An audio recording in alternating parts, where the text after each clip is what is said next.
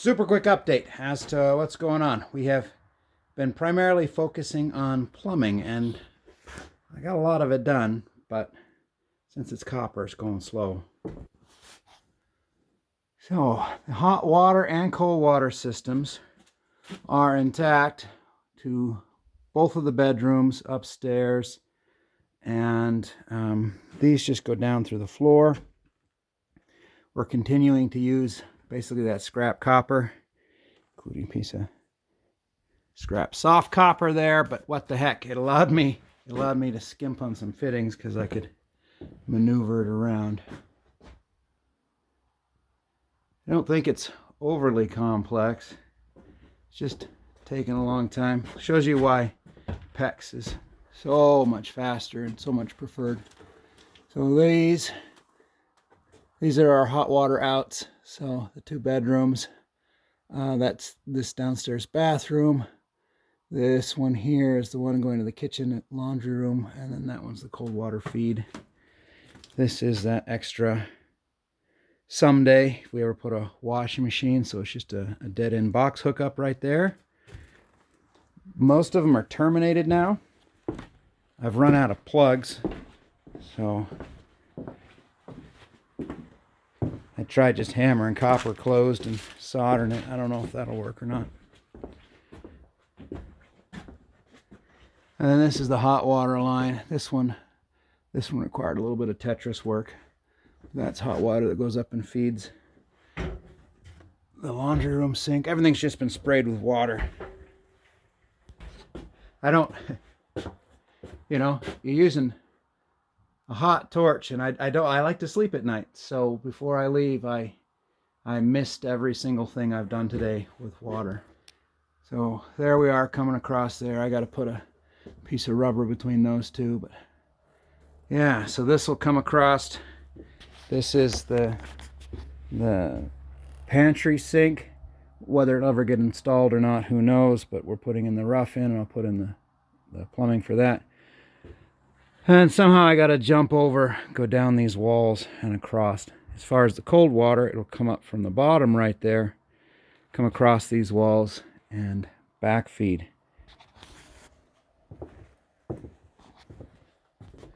All this has been done with the mountains of scrap copper water line from Dad and Dale and my grandfather, and their fittings, and a handful I bought myself. It looks like that part's going to be okay.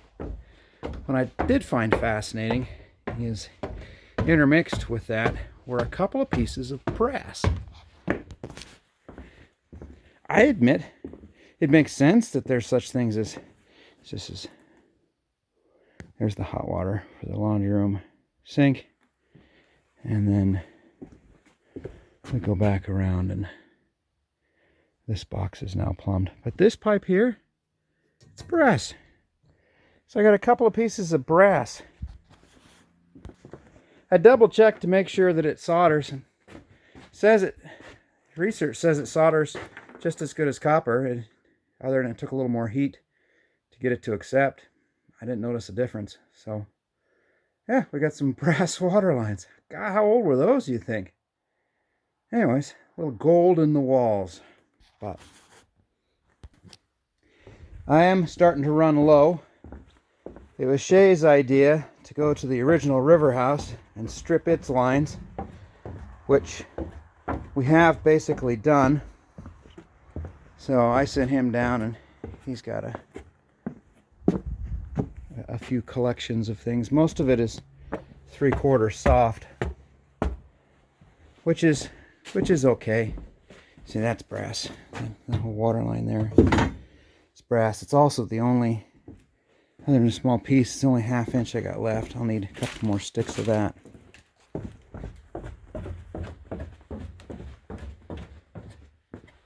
And my copper fitting stash.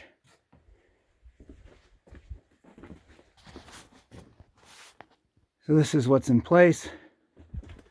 There's downstairs bath, cold water side. That will include that one little laundry hookup. And this one here is the hot water feed. Joining it down here will be and another one over here, which will be the cold water feed. It'll come down right where this thing comes down. It'll come down right to there. That'll be the cold water feed to the laundry room and the kitchen. As far as the connections, hot water, both upstairs bathrooms share a 3/4 copper system, and the laundry room, kitchen, and downstairs will share a 3/4 hot water system. So I'll be able to turn those off, but you won't lose both bathrooms at once at any point. Now down here, I have two more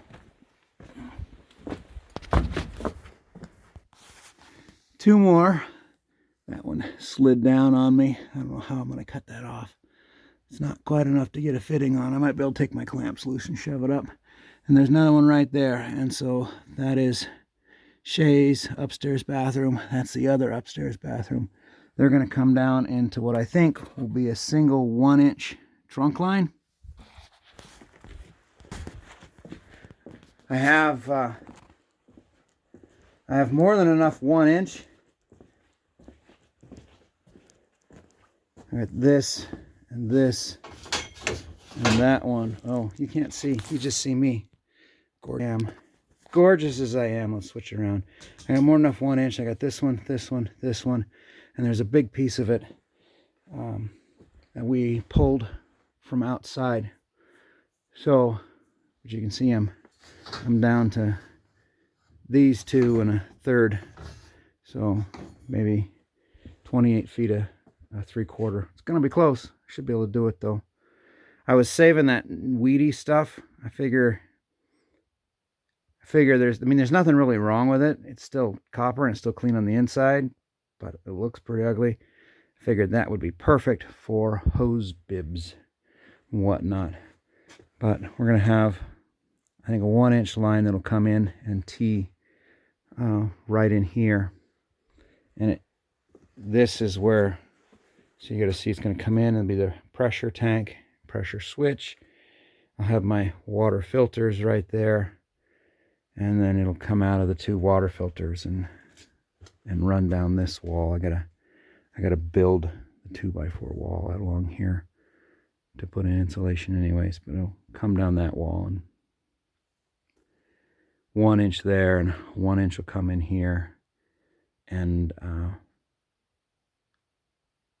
yeah, somehow I'll just combine them, right? I'll take some measurements and whatnot, and maybe I'll only have a 1-inch that stubs out to the furnace, and then it goes into 2. I don't know yet, but that's what we've been working on. Yeah, so many hours to get distances measured in feet, but you know, it's coming along. And of course, again, that's why PEX is so very much preferred. But that's where we're at. Another quick river house update. I have a lot of fittings. I didn't spend a lot for them though. Okay, thanks for watching.